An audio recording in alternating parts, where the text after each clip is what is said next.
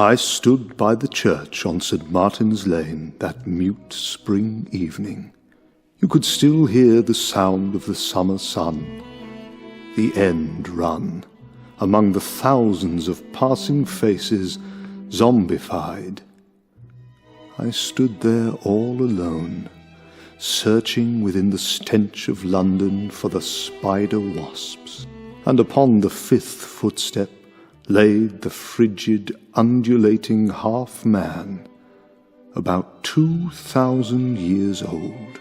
The fluted-fawn lines under his bare feet told of the passing of centuries of souls. His face behaved like a mirror. As I stood by the church on St. Martin's Lane, trying to stare into his dun, bitter eyes, he said not words to me. We said not words to each other, because they were all piled up on the starving concrete already, falling from the dying birches, and there were too many in the brown paper bags, some honed chips raining salt and pepper cups, crying ice cubes into water. Others covered the bodies of half-murdered burgers, screaming for cheese and bleeding for ketchup, but wrapped in words nevertheless, the kek-kek, cuckoos and thank yous.